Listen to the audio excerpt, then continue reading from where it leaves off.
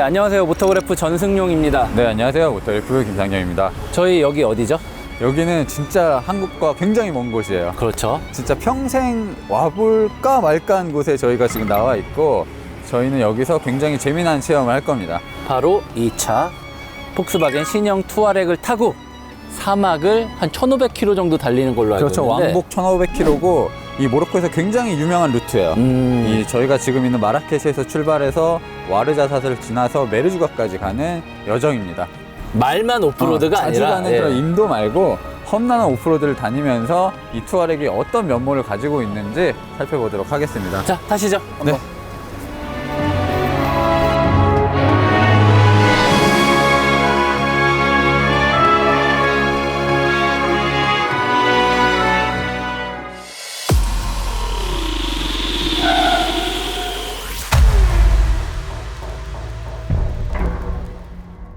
오우, 쌀이 태양이 장렬하네. 장렬이네 이거.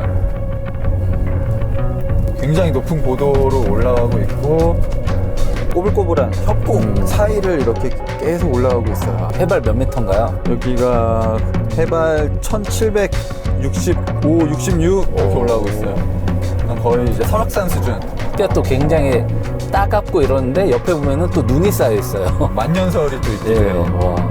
저는 이미 5월 달에 투아렉을 글로벌 시승행사 때 갔다 와서 경험을 해봤기 때문에 제가 경험하지 못했던 오프로드 위주로 조금 저는 달릴 예정이고, 이 긴 장거리는 전승 기자가 할 겁니다. 고된. 그쵸. 제가 전에 탔을 때는 타이어가 아마 P0였을 거예요. 예. 그래도 되게 큰 거고. 그러니까 도심 주행을 위해서 스포츠 세팅된, 주행이 퍼포먼스 주행에 좀 맞춰진 스타일이었는데, 지금은 저희가 이제 오프로드를 달려야 되기 때문에 타이어를 바꿔놨어요. 오프로드 타이어를 별도로. 컨티넨탈의 약간 자회사가 만든 오프로드용 타이어입니다. 그쵸? 그래서 뭐 트레드는 255고요. 60입니다. 그 편평비 60이고 18인치고요. 그래서 그 느낌이 온로드에서 어떨까 했는데, 아침에 타이어 확인 안 했으면은 그 오프로드용 타이어인지 전혀 몰랐을 거예요. 왜냐면 노면 소음도 굉장히 제한적으로 잘 막아놓고 이 달리는 느낌이 굉장히 부드럽습니다. 그러니까 확실히 이게 SUV고 굉장히 여러 가지 그런 성격을 담은 차지만 플래그십은 플래그십이야. 투아렉이야 사실 좀 어떻게 보면 폭스바겐에서 가장 강력한 차였잖아요. 뭐 V8 엔진까지 딱 넣고 들어가서 굉장히 주행 성능에서는 그렇게 나무랄 바가 없는 차였는데, 굉장히 신형 투아렉으로 바뀌면서 굉장히 세련된 느낌이 확 들어간 것 같아요. Q7이나 까이엔, 벤테이가와 이제 플랫폼도 같이 쓰고 기술적인 공유가 굉장히 많은데, 얘가 좀 늦게 나왔어. 늦게 개발이 시작됐어. 그러다 보니까 걔네한테 없는 것들도 좀 들어가고, 그냥 막연히 똑같은 차 만들기가 아니라 폭스바겐스러움, 그리고 조금 더 투아렉을 강조할 수 있는 부분들이 많이 들어가 있는 거죠. 딱 실내에 들어오면 이 커다란 이거는 예, 모니터 때문에 이노비전 콕핏. 예, 이노비전 콕핏이라고 하는데 이거는 압도당하는 느낌이 있어요, 확실히. 맞아요. 그러니까 아우디나 포르쉐, 그리고 우루스까지, 람보르기니까지는 듀얼 모니터 터치 시스템을 쓰고 있는데, 투아렉 같은 경우는 우리는 그냥 통짜로 하나 해보자. 예. 말씀드린 순간 지금 1950m 돌파했습니다. 태어나서 비행기 빼고 예. 육로로 이렇게 높이 올라가는 건 처음인 것 같아. 고산병 걸릴 것 같은데? 그리고 작은 차 오는 것 같지 않아? 맞아. 얘가 엄청 큰 차, 5m 가까운 차인데 티구안 모는 느낌이야. 그리고 지금 오프로드 타이어라서 쑥쑥 들어간단 말이야. 사실 이렇게 코너를 계속 돌면. 근데 맞아. 그 롤링이 그렇게 크지가 않아, 오히려. 맞아요. 그러게 진짜 쏠림이나 이런 게 굉장히 제한되게 딱 잡아주네요. 그러니까 그 세팅은 다를지 몰라도 우루스 같은 애들 들어가 있는 시스템이 똑같이 들어가 있으니까. 안티롤바 이런 거 말씀하시는 그러니까 액티브 거죠? 안티롤바가 확실히 이 큰 차를 조금 안정적으로 달리게끔 하고, 좀 롤링이라든지 이런 걸 억제하는 굉장히 큰 효과를 주는 것 같아요. Our stop for coffee, tea, or toilet. 아무튼 저희는 좀 쉬었다 오겠습니다.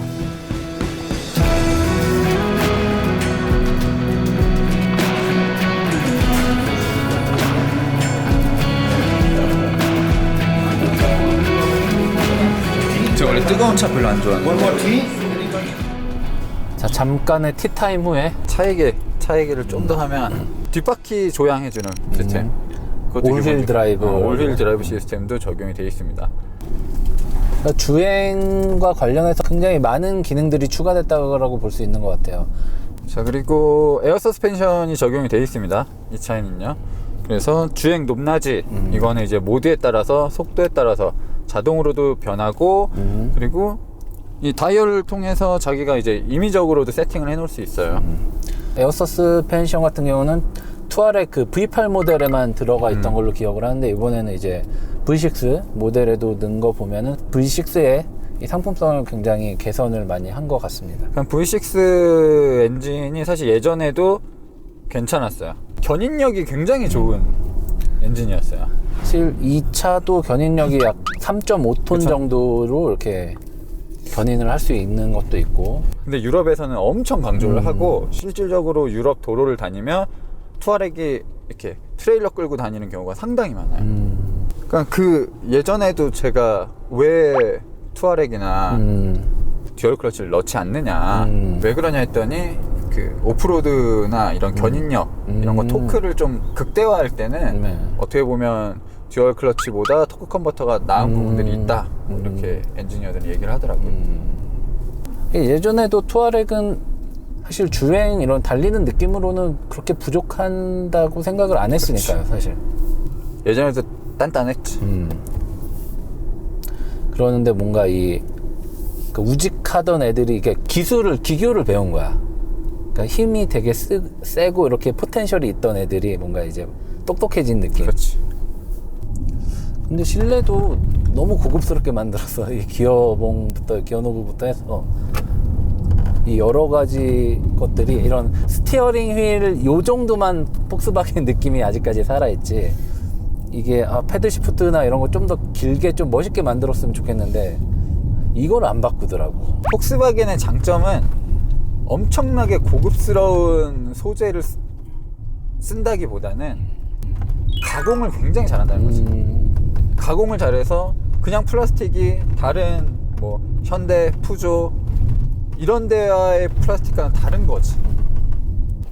이 V6를 출력을 두 개로 나누면서 완전히 조금 대중적인 모델, 그리고 우리가 지금 타고 있는 이 고급스러운 할 수 있는 모델 이렇게 좀 나눠놨어요. 예전에는 그 나누는 경계가 3.0이냐 4.2냐 요 차이였는데 지금은 이제 V6 모델에도 이 모델을 추가해버린 거지. 그러니까 230마력짜리랑 280마력짜리 이렇게 두 개로 나눈 거지.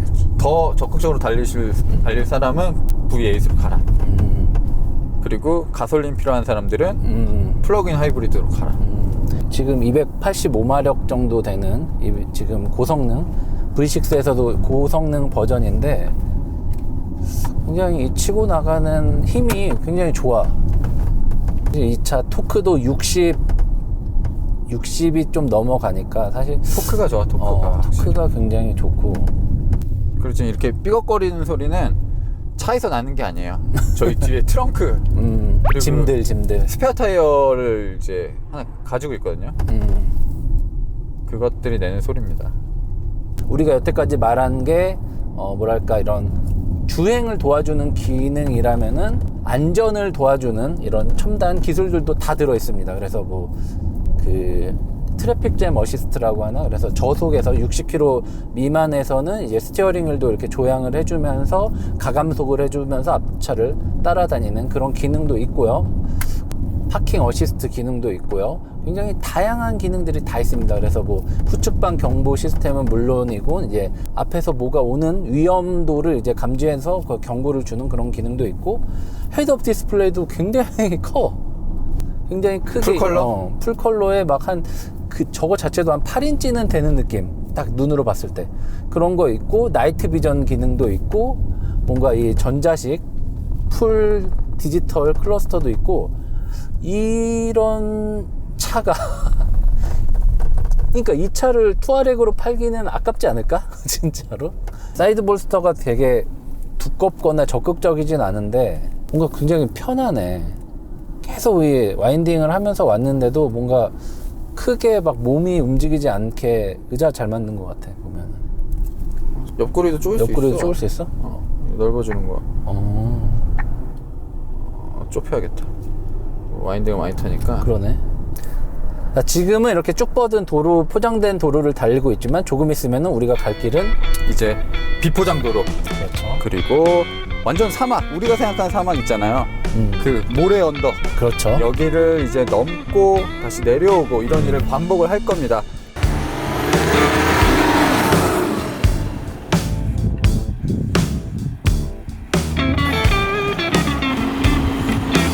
가속 가속 스탑 스탑. 저희가 지금 사막을 거쳐서 험난한 오프로드를 건너서 드디어 오늘 묵을 숙소에 와 있습니다. 알라인입니다. 알라인. 그러니까 일반 투아렉하고는 좀 다른 차죠. 그렇죠. 범퍼 디자인 쪽 부분, 이 공기 흡입구 부분이 디자인이 좀 많이 다르고요. 인상 자체가 굉장히 좀 날카로워졌어요. 예전에는 좀 둥글둥글한 느낌이 있었는데 지금은 상당히 샤프해졌고 이렇게 보닛을 꺾어버리잖아요, 위에서. 예. 이 라인을 준 부분. 그리고 이 라인이 이런 부분들과 다 이어진 부분들. 그러네요. 여기도 굉장히 두껍게 올라와서 아래로 이제 그릴 쪽으로 내려오면서 이 꺾어지는 라인도 사실상 계속 이어지게 만들었네요. 그렇죠. 이 폭스바겐의 디자인 세대가 한번 바뀌었다라는 게 이 차에서 좀 드러나는 것 같습니다. 좀 램프도 좀 중요한 변화인 것 같아요. 매트릭스 헤드램프라고 얘기를 하잖아요. 사실 그렇게 얘기하면 폭스바겐은 기분 별로 안 좋아요. IQ 매트릭스라고 IQ 매트릭스. 얘기를 해야 됩니다. 아우디가 지금 쓰고 있는 매트릭스보다 조금 더 똑똑하고 똑똑하다. LED 개수도 많고 뭐 굉장히 좀 좋은 램프예요. 이 전체 하나의 램프에 128개의 LED가 사용이 됐다라고 합니다. 사물을 인지한다던가 사람을 인지하는데 굉장히 그렇죠. 도움이 되는 일단 거죠. 앞차가 있으면 앞차가 눈부시지 않게끔 해주는 건 당연히 기본적인 거고 도로에 사람이 있다. 그리고 뭐 동물이 있다 했을 땐 그 부분만 특정해서 비춰주는 기능도 있어요. 요 라인과 이 램프 테두리가 주간 주행등입니다. 보통 보면은 이 밑에 있는 이 LED가 주간 주행등처럼 느껴질 수도 있는데 요거는 안개등 역할을 하고요. 그리고 이 바깥에 있는 게 하향등, 그리고 여기 있는 게 상향등입니다. 안쪽 게 상향등이에요. 옆모습 한번 보시죠. 그러니까 알라인은 기본적으로 이 사이드 스커트 부분이 일반적인 모델이랑 조금 다르고요. 휠하우스 이런 느낌도 조금 달라요. 그리고 문 같은 것도 이제 통판으로 열립니다. 이렇게 밑에 부분까지요. 이렇게 열리게 해놨고, 그리고 소프트 클로징까지 되네요. 클로징까지 되죠. 그 후반부 보면은 이 램프도 굉장히 독특해요. 이 방향지 시등 키면은 이렇게 요즘 뭐 시퀀셜 타입. 램프라고 하죠. 네. 시퀀셜 타입으로 해서 뭔가 이렇게 근데 이거를 이제 돈을 좀 많이 아끼는 회사들은 이 점점점이 눈에 띌 정도로 보이는데 이거는 진짜 그야말로 이제 물결처럼 한 방에 쫙 가죠. 지금 현재는 이 상태인데 브레이크를 밟으면은 유예가 됩니다.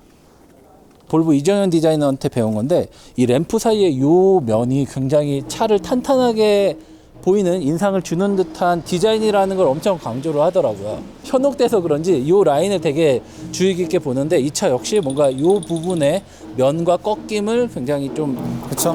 단단하게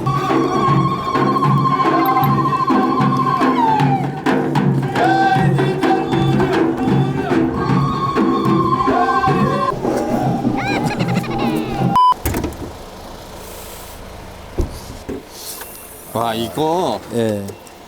우루스랑 똑같구나. 부품들이. 당연히 가스 리프트고 지금 V6 TDI 엔진이라고 하는데 지금은 이제 3.0 엔진은 성능이 조금 달라졌고 4.2 엔진은 이제 만들지 않고 4.0으로 영으로, 예. 바뀌었죠. 그래서 일단 이 차는 3.0 V6 디젤 엔진입니다. 두 가지 버전이 있다고 들었어요. 저출력, 고출력이 있는데 저희가 탄 거는 이제 고출력 모델이고 아마 국내에도 이 모델이 들어올 거예요. 그렇죠. 그래서 이 모델은 최고 출력 286마력의 힘을 내고요. 최대 토크는 60이 좀 넘고 일반 모델은 231마력의 힘을 냅니다.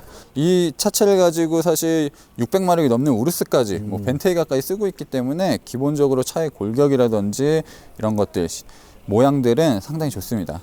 네, 트렁크도 한번 보기로 하죠. 그러니까 우리가 이거 몇 킬로인지 모르겠지만 얘를 항상 태우고 다녔던 그치. 거야. 그러니까 차가 더 무거웠던 겁니다. 사실 우리 캐리어도 트렁크 캐리어 엄청 가득 들었었고. 있었고 에어 서스펜션이 적용되어 있기 때문에 사실 여성분이라든지 키 작으신 분들은 이 오르락 내리락을 이제 별도로 선택을 할 수 있고요. 이거는 이제 견인고리가 이렇게 올라오는 건데 뭔가 되게 트레일러 끄는. 근데 올라오는 모양이 저는 참 네, 굉장히 좀 독특하네요. 이 옵션이 사실 우리나라 사람들이 그닥 선호하진 않는데 맞아요. 유럽인들, 미국인들한테는 무조건 최고예요. 중요하죠. 이게 전동으로 이제 자동으로 멋있게 올라오는 게 굉장히 큰 메리트입니다. 크기가 제 무릎 정도 28인치 캐리어예요. 자, 자, 일단은 이렇게 가로로 넣으면은 좀 이렇게 넣으면은 요 정도가 나오고요. 이런 식으로 들어가고요. 이렇게 삐져나와서 문이 안 닫힐 것 같지만 닫힙니다. 이게 힘이 좋아요. 이 트렁크 힘이 트렁크 힘이 좋아. 이거 그냥 밀어버리잖아. 이렇게 닫힙니다. 네. 28인치 캐리어 3개는 넣을 수 있고 그 위에 어느 정도의 짐도 넣을 수 있을 정도로 나옵니다. 그리고 필요할 때는 2열 시트를 접어서도 되고 그물망이 이렇게 들어 있고요. 최대한의 공간 활용을 할 수 있는 여러 가지 기능들이 들어 있습니다. 그러니까 이 이노비전 콕핏을 사실 폭스바겐이 투아렉을 얘기하면서 가장 먼저 얘기하는 부분 중에 하나예요. 신형 모델을 얘기할 때. 왜냐하면 이 부분이 같은 플랫폼을 쓰는 아우디, 포르쉐, 람보르기니에 비해서 조금 저가 브랜드지만 이거는 훨씬 더 고급진 게 들어가 있는 느낌. 이런 기능적인 것도 기능적으로 굉장히 많은데 이 디스플레이가 들어가다 보니까 전체적인 실내 레이아웃이 바뀐 거죠. 전체적으로 이 운전석 도어 패널부터 조수석 도어 패널까지 뭔가 일자로 이렇게 딱 연결되는 듯한 느낌을 잘 살려냈습니다.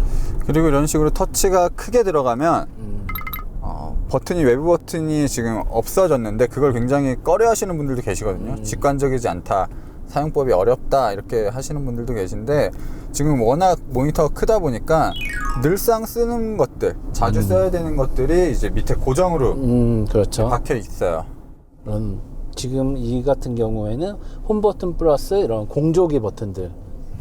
이 부분은 이 즐겨찾기 네, 같은 즐겨찾기예요. 거죠? 이거를 그냥 이 부분을 끌어다 놓으면 쉽게 옮길 수 있고 지금 제스처 컨트롤도 되죠. 이렇게 하던데 이렇게 하면 되는데 됐네요. 이렇게 훅훅 소리가 나요. 이게 이건 입에서 나는 소리가 아니야. 이런.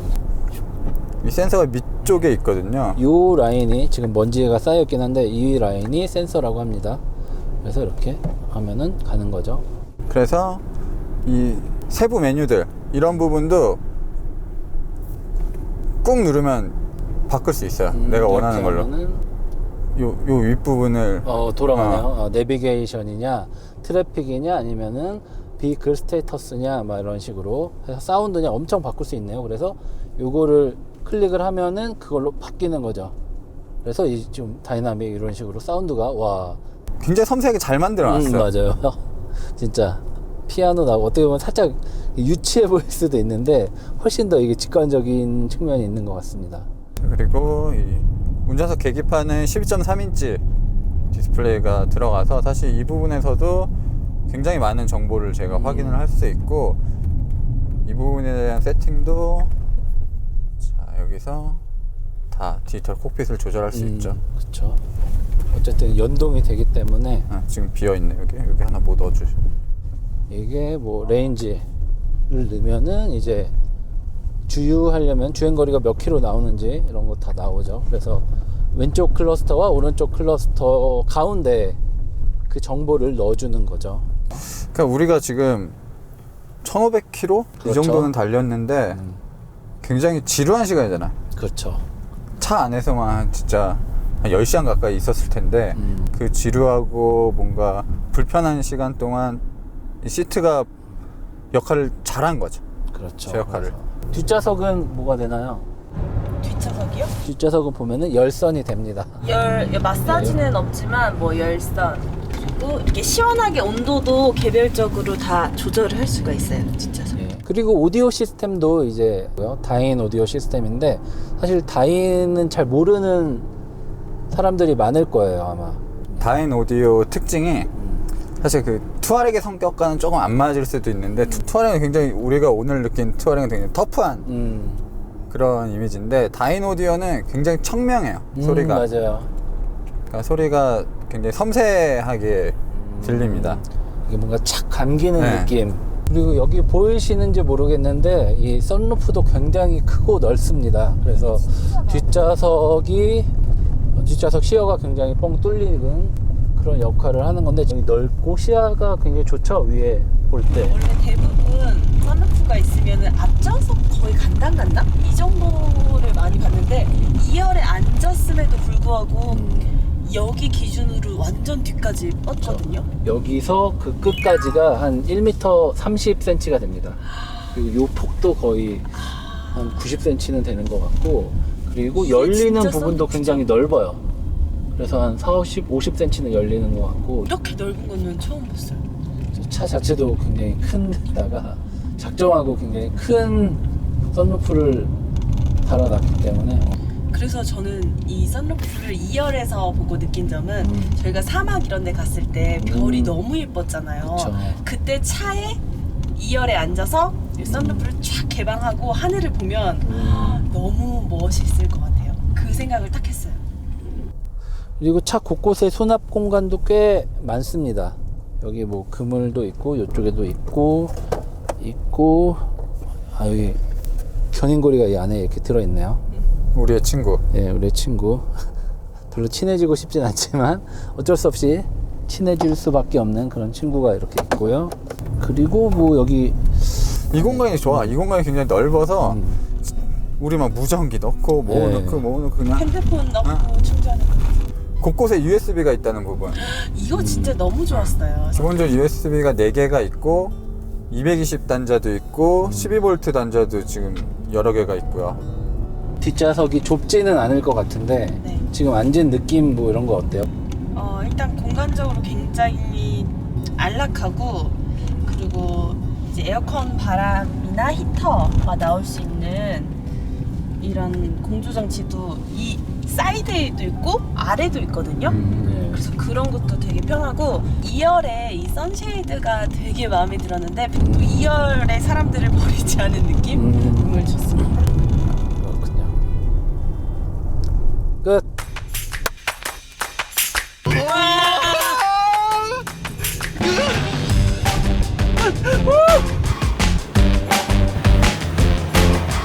Don't change your undertrousers here.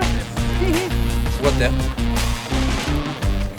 이 사막이 이렇게 무서운 겁니다. 여러분. 이게 몇 시간 동안 일어난 일이 맞나 싶을 정도야 지금. 맞아. 멘탈이 수없이 털렸어. 역대급 희생회다 진짜. 갑자기 현기증이 나.